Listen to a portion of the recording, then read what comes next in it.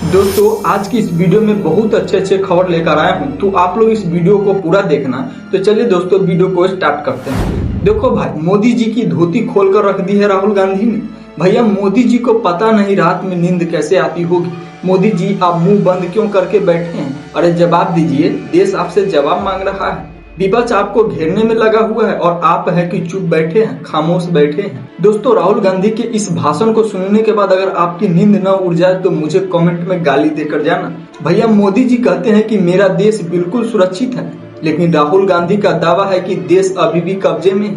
मोदी जी कहते हैं कि चीन ने हमारी जमीन पर कब्जा नहीं किया है, न वहां कोई हमारी सीमा में घुस आया है, न ही कोई घुसा हुआ है, न ही हमारी कोई पोस्ट किसी दूसरे के कब्जे में है। लेकिन राहुल गांधी चीन बॉर्डर और अरुणाचल प्रदेश को लेकर सरकार पर गंभीर सवाल उठा रहे हैं। प्रधानमंत्री कहते हैं हिंदुस्तान की जमीन का 1 इंच चाइना ने नहीं लिया। उसके बाद आर्मी कहती है कि भैया हिंदुस्तान की जमीन तो ले गए। आप सोचिए, चाइना को मैसेज किया गया, आर्मी कह रही है कि भैया हमारी जमीन गई, चाइना का नेगोशिएटर है, क्या बकवास कर रहे हो? तुम्हारा तो प्रधानमंत्री कह रहा नहीं गई है, जाके उनसे बात करो। सीधा बिना सोचे समझे देश का नुकसान कर रहे हैं। अब इन दावों में सच्चाई क्या है ये तो जांच और आधिकारिक जानकारी से ही साफ होगा। लेकिन राहुल गांधी का कहना है कि चीन अरुणाचल प्रदेश पर कब्जा कर लिया और चीन के आर्मी का भी बयान आया था कि अरुणाचल प्रदेश पर चीन ने कब्जा कर लिया है। लेकिन सवाल बड़ा है, आखिर सरकार और विपक्ष के इन दावों के बीच सच क्या है? देश के सामने उठ रहे इन सवालों का जवाब कौन देगा? आप राहुल गांधी के मुंह से पूरी बात सुनिए। वही राहुल गांधी कहते हैं कि चीन ने अरुणाचल प्रदेश पर कब्जा कर लिया और नरेंद्र मोदी कहते हैं कि मेरा देश बिल्कुल सुरक्षित है, कोई कब्जा नहीं किया। अब दोनों में क्या सच्चाई है, इस भाषण सारी पोल खोल के रख देगा। इस वीडियो को पूरा देखिए। चाइना ने अरुणाचल में हमें पेट्रोलिंग करने से मना कर दिया कि भैया हाँ ठीक है, ये आपकी जमीन है, मगर आप यहाँ पेट्रोलिंग नहीं कर सकते। राजनाथ सिंह जी, अमित शाह जी और नरेंद्र मोदी जी की हवा निकल गई है। वो क्या कर रहे हैं? ऑपरेशन अभी चल रहा है। सारे मीडिया के एडिटर्स को कॉल कर रहे हैं कि भैया ये बात आप अपने अखबारों में मत डालो। बिना सोचे समझे देश का नुकसान कर रहे हैं। मैंने अपनी आंखों से देखा, गलवान के बाद प्रधानमंत्री आए, जूम कॉल थी। प्रधानमंत्री कहते हैं हिंदुस्तान की जमीन का 1 इंच चाइना ने नहीं लिया। उसके बाद आर्मी कहती है कि भैया हिंदुस्तान की जमीन तो ले गए। चाइना के नेगोशिएटर्स ने हमारे नेगोशिएटर से कहा क्या बकवास कर रहे हो, आपके प्रधानमंत्री ने बोला हमारी आपकी जमीन नहीं गई। फैक्ट बोल रहा हूं। इन्होंने इंटरनली देश को खत्म कर दिया है, फॉरेन पॉलिसी उड़ा दी है और सारा का सारा काम अपना जो पॉलिटिकल स्ट्रक्चर है उसको फाइनेंस करने के लिए, अदानी जी का पैसा लेने के लिए ये उन्होंने किया है। चलो अब बात करते हैं नेक्स्ट टॉपिक पे। देखो, जिस प्रशांत किशोर को बीजेपी के कई नेता घेर रहे थे, चाहे वो नौकरी देने की बात हो या बच्चों को पढ़ाने की बात, इन मुद्दों को लेकर बीजेपी नेताओं ने प्रशांत किशोर पर जमकर हमला बोला था। प्रशांत किशोर ने भी इन आरोपों का जवाब दिया था। लेकिन अब खबर सामने आ रही है कि बांकीपुर की जनता प्रशांत किशोर को इतना प्यार करती है कि उन्हें लड्डू से तौला जा रहा है। और यह वीडियो चुनाव के समय भी आया था और फिर से दिखने को मिल रहा है। आप स्क्रीन पर वीडियो देखिए कैसे प्रशांत किशोर को लड्डू से तौला जा रहा है। आज तक आपने शायद ही किसी बीजेपी नेता को इस तरह लड्डू से तौला गया देखा होगा। वहीं जब किसी दूसरी पार्टी का कोई व्यक्ति समाज के बेटे के रूप में चुनाव जीतता है और जनता का प्यार लूटता है तो जनता उस पर दूध की बारिश करती है, लड्डू से तौलती है और खूब प्यार देती है। इतना ही नहीं, प्रशांत किशोर ने भरत तिवारी और बंटी यादव के मामले पर भी खुलकर सवाल उठाया है। सरकार की तरफ से भरत तिवारी के परिवार को एक सरकारी नौकरी और कुछ पैसे मुआवजे के तौर पर देने की बात कही जा रही है। लेकिन प्रशांत किशोर का सवाल है, अगर मुआवजा देना है तो बंटी यादव को क्यों नहीं, सिर्फ भरत तिवारी को ही क्यों? उनका कहना है कि अगर सरकार मुआवजा दे रही है तो दोनों परिवारों को दे और सिर्फ मुआवजा देने से काम नहीं चलेगा। इस तरह के एनकाउंटर का आदेश दिया है, उन सभी पर कार्रवाई होनी चाहिए और दोषियों को सजा मिलनी चाहिए। प्रशांत किशोर का साफ कहना है कि जब तक न्याय नहीं मिलेगा हम लोग चुप बैठने वाले नहीं हैं। बाकी आप लोग क्या सोचते हो कमेंट करके जो बताइए। क्या दोनों लोगों का एनकाउंटर हुआ, दोनों लोगों को अगर सेम तरीके से सम्मान नहीं मिलेगा, पैसे नौकरी नहीं मिलेगा, मुआवजा नहीं मिलेगा तो सवाल तो उठता ही है। आपको क्या लगता है कि भरत तिवारी के साथ जो हुआ और बंटी यादव के साथ जो हुआ, दोनों को मुआवजा नहीं मिलना चाहिए और दोषियों पर कार्रवाई नहीं होनी चाहिए? कमेंट करके जो बताइए। जहाँ तक रह गई भरत तिवारी की बात, मैं स्पष्ट कर रहा हूँ कि ये परिवार को नौकरी देना, पैसा देना वो ठीक है, उनका हक सरकार ने किया है, लेकिन इससे न्याय नहीं होगा। चंद रुपए आप देते हैं कॉम्पनसेशन के तौर पर, नौकरी देते हैं, वो ठीक है, लेकिन वो न्याय नहीं है। जिन लोगों ने गोली चलाई है उन पर कार्रवाई होनी चाहिए। और उससे भी बढ़कर गृह विभाग में रिपीट कर रहा हूँ, गृह विभाग और एसटीएफ के गृह मंत्री ने जिन लोगों ने भी गोली चलाने का आदेश दिया है उन सब पर कार्रवाई होनी चाहिए, उनकी भूमिका की जांच होनी चाहिए। और भरत तिवारी को ही क्यों ये दिया जा रहा है? बंटी यादव के भी परिवार के लोगों को नौकरी दीजिए, उनको भी कॉम्पनसेशन दीजिए। एक परिवार के बच्चे को अगर आप दे रहे हैं तो ये सिर्फ राजनीति हो रही है।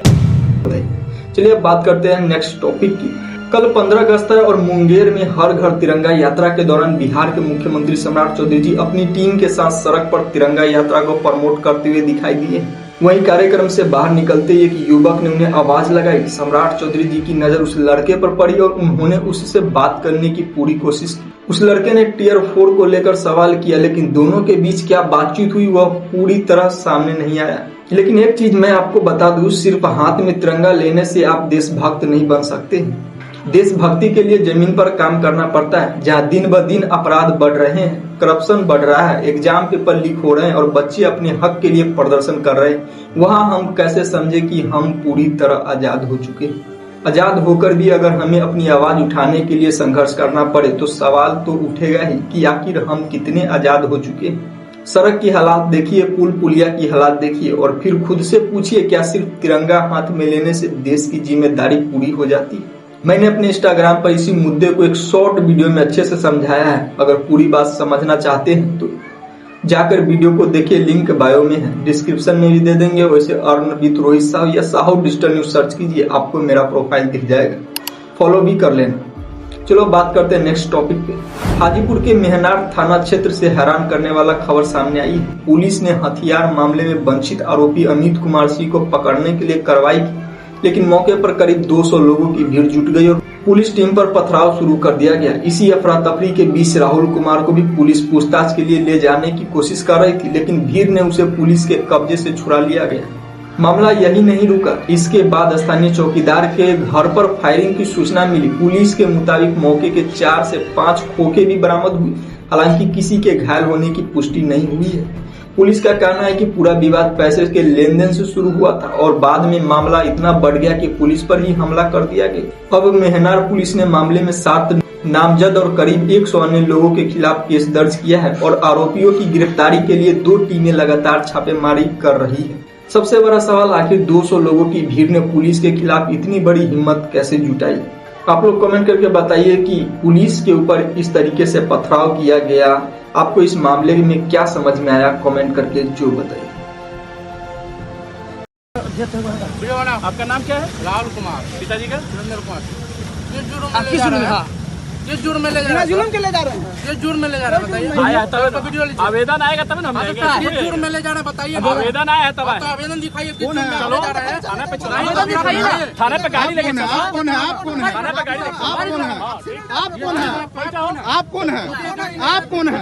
हम सब इंस्पेक्टर अनिल पांडे। कहाँ ले जा रहे हैं? कहाँ ले जा रहे हैं? इसका आवेदन है, इसके दिखाइए। ये नहीं भाई के आवेदन दिखाइए। भाई को ले जाइए। आवेदन दिखाइए। हम बोल रहे हैं तो जो आवेदन दिखाइए। बोल ना, हमको पहचानते हैं। अरे बोल ना, नहीं हम नहीं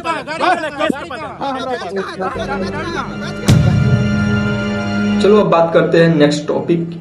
जिस उम्र में बच्चों के हाथ में किताबें और कॉपी होनी चाहिए, उसी उम्र में झारखंड के कांडी में बच्चे अपने शिक्षक के लिए सड़क पर उतर गए और राजस्थान में भी तो और बवाल हो गया। राजस्थान के बच्चे तो खुल्लम खुल्ली सरकार को चेतावनी दे रही है। देखो यहाँ पर आपको 3 बच्चे बच्चियां की वीडियो दिखाऊंगा, वैसे बहुत सारे हैं, लेकिन इस 3 वीडियो से आपकी आंखें खुल जाएगी। इस वीडियो में जो लड़कियां हैं उसका कहना है कि स्कूल में न खाने को अच्छा मिलता है, न पीने को पानी है, न रहने और बैठने के लिए बेंच है, न अच्छी छत है, ऊपर से छत ढह रहा है और भी कई सारे मुद्दे हैं। इस वीडियो में देखिए कि सेम बात के लिए सेम प्रोटेस्ट चल रहा है, मतलब हर जगह। इस दूसरे वीडियो में भी वही बात कही जा रही है, राजस्थान की वीडियो में वही बात कही जा रही है कि न खाने को, न पीने को, न ऊपर से छत ढह रहा है, न बैठने के लिए बेंच है। सरकारी स्कूल की व्यवस्था इतनी बद से बदतर हो चुकी है कि सरकार हमें न्याय दे। आखिर ये हमारे देश के बच्चे हैं। नरेंद्र मोदी जी न बच्चे को स्कूल जाने की सही रास्ता देते हैं, बच्चे पानी हेल कर जा रहे हैं। और ये हमारे प्रधानमंत्री जी का विकास क्षेत्र है, जहाँ बोलते हैं कि ये स्पेस टेक्नोलॉजी से सड़कें बनाई। लेकिन अब तक एक सवाल आपके मन में भी आ रहा होगा कि पहले जंतर मंतर पे प्रोटेस्ट हुआ, फिर झारखंड में, फिर पटना में, और युवा कर रहे थे प्रोटेस्ट, लेकिन अब तो हद हो गई। अब तो छोटे छोटे जेनजी अल्फा कर रहे हैं, मतलब छोटे छोटे बच्चे बच्चियां प्रोटेस्ट कर रहे हैं और सरकार से आंख में आंख मिलाकर सवाल कर रहे हैं। आप जो इस लड़की का वीडियोज देखिएगा तो आप दंग रह जाइएगा। ये लड़की एक एक पोल पट्टी सरकार को खोलती है। आप बारी बारी से इन वीडियो को देखिए। आप ये देश 80वां स्वतंत्रता दिवस मनाने जा रहे हैं, तो आपके लिए आजादी का क्या मतलब है? हमारे लिए आजादी का मतलब यही है, 80 साल बाद भी हमारे स्कूल नहीं है। स्कूल है जो भी टूटा फूटा था, उसमें भी टीचर्स नहीं है, और स्कूल की जगह आवंटित नहीं है, खेल ग्राउंड नहीं है, पक्के सड़कें नहीं है। हीरो की ढाणी से 40-50 बच्चे आते हैं रूपाली नदी को पार करके, और रूपाली नदी के बहाव के कारण बच्चे स्कूल नहीं पहुंच पाते हैं, और अच्छा पुलिया नहीं है। इससे अच्छा क्या हो सकता है आजादी का मतलब? बताओ, अगर आपके पास जाते तब भी आप यही सुविधा रखते क्या? एक भी कमरा सही नहीं है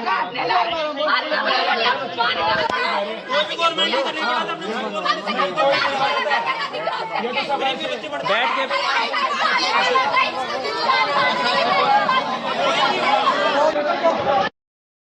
देखिए, बाकी आपको इन तमाम मुद्दे पर कौन सा वीडियो अच्छा लगा कमेंट करके जरूर बताइएगा। वीडियो को लाइक कीजिए, चैनल को सब्सक्राइब कीजिए। फिर मिलते हैं अगले वीडियो के साथ, तब तक के लिए जय हिंद।